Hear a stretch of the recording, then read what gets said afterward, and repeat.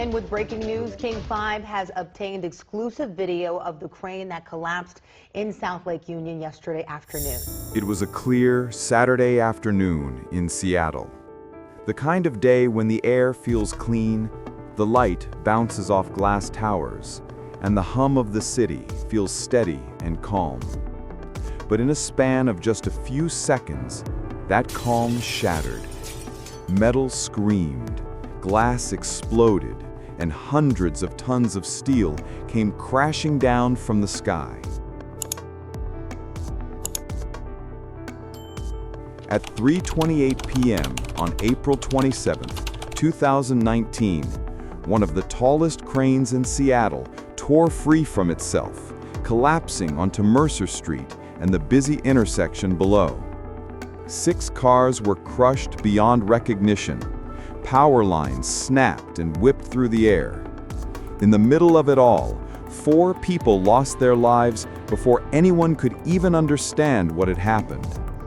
It looked like a freak accident, a random act of fate. But the truth was much darker.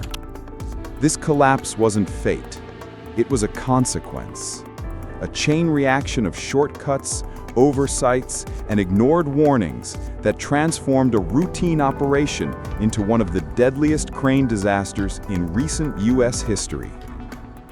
The crane that fell wasn't lifting a load that day. It was being dismantled, a normal part of construction work that happens quietly all over America. This particular crane had spent months towering above Seattle's South Lake Union district, helping build a new office complex for Google.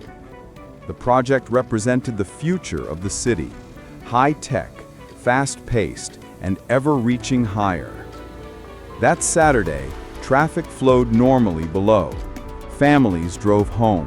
Workers packed up for the weekend. And high above them, a small crew began taking apart the massive structure piece by piece. On paper, it was supposed to be a routine takedown. In reality, the dismantling process had already been compromised long before the final bolts were touched.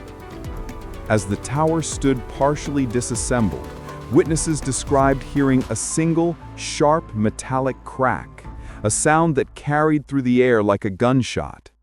And then, silence.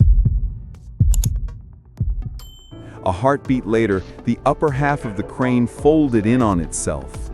The boom and tower twisted as if in slow motion, before plunging onto Mercer Street with a sound like thunder. Cars were obliterated instantly. Steel ripped through concrete. The top of the nearby building was torn open. Drivers who had been stopped at the light never saw it coming. For several seconds, the city froze, just the echo of destruction filling the air. Emergency crews rushed to the scene within minutes. Firefighters climbed over piles of mangled steel, searching for survivors. The scale of the wreckage was staggering. A lattice of red steel bent into impossible shapes. Debris scattered for half a block. 4 lives had been taken. Sarah Wong, a 19-year-old student from Seattle Pacific University, sitting in a car below. Alan Eustad, a retired city planning official on his way home. And 2 iron workers, Andrew Yoder and Travis Corbett, who had been dismantling the crane itself when it came down. Their co-workers could only watch in disbelief as the structure they had built turned into their own tomb. But what could cause a modern crane, a machine designed with precision engineering and built to withstand fierce winds, to simply fall apart on a calm afternoon? The answer would take investigators months to uncover. But when they did, it revealed a truth more horrifying than anyone expected. This collapse wasn't a mysterious mechanical failure. There was no freak gust of wind. The crane had been dismantled improperly. And worse, the warning signs were all along. When state investigators from Washington's Department of Labor and Industries arrived at the site, they began reconstructing the sequence of events piece by piece. What they discovered left even seasoned engineers stunned. During the dismantling process, crews had removed more than 50 critical steel pins far earlier than they were supposed to. These pins and sleeves held the tower section securely together, ensuring that the entire structure remained stable until the very last section was lifted away. But by removing them too soon, workers had turned the crane into a hollow skeleton, one that could no longer resist even moderate wind. Essentially, they dismantled its backbone before bracing it for removal. The manufacturer's instructions were crystal clear. Remove pins one section at a time, only after the dismantling crane had attached and taken the load. Instead, workers had stripped the pins across multiple levels in advance, trying to speed up the process. It was a shortcut that saved minutes and cost lives. On that Saturday afternoon, wind gusts of just 23 miles per hour swept through the city. Under normal circumstances, that wouldn't have been a problem. But with the pins gone, even a light breeze could twist the remaining sections just enough to send the tower off balance. And when one joint failed, the rest followed like dominoes. Every part of that crane had been built to handle thousands of pounds of force.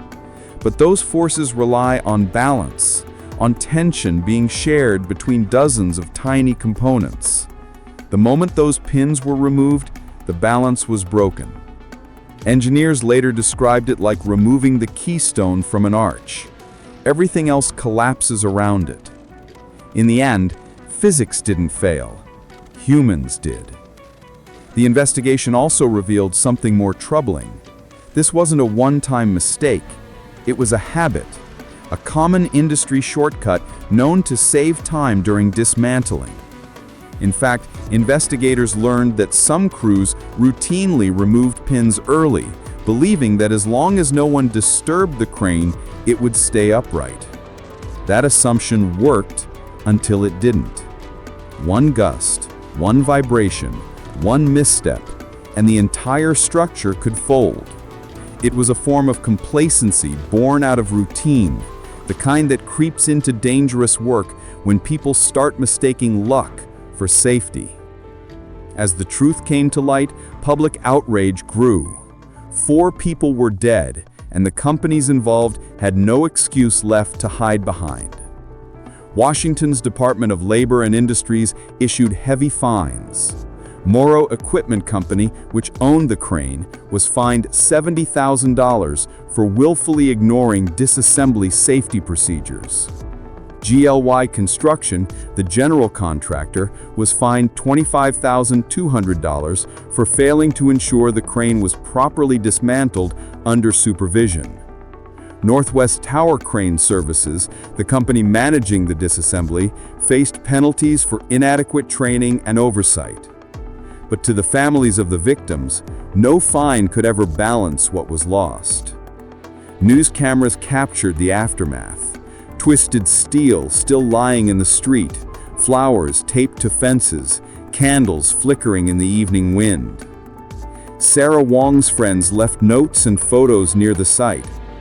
She had been sitting in the passenger seat of a small car, laughing with a friend moments before the crane fell.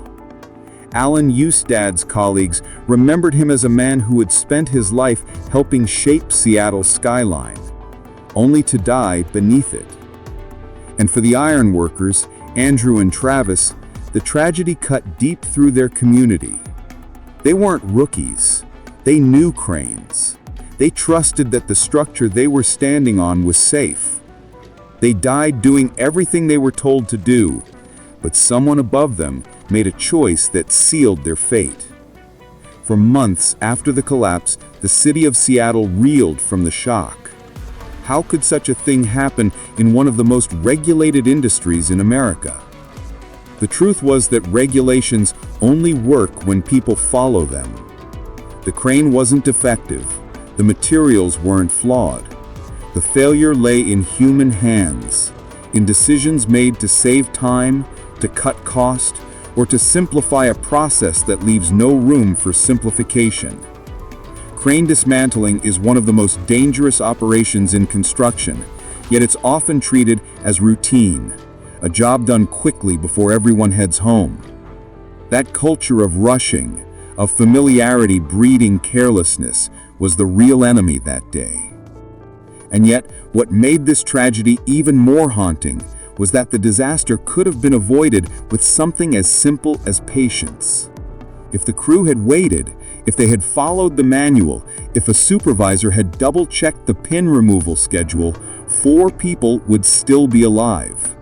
But construction sites are high-pressure environments. Deadlines, cost overruns, and tight schedules all push workers to move faster, to finish before the next shift, to get the crane down before the weather changes. Those pressures become invisible forces, forces that can be as deadly as gravity itself. When the official investigation report was released, it didn't just blame a few people. It exposed a system where responsibility had become blurred.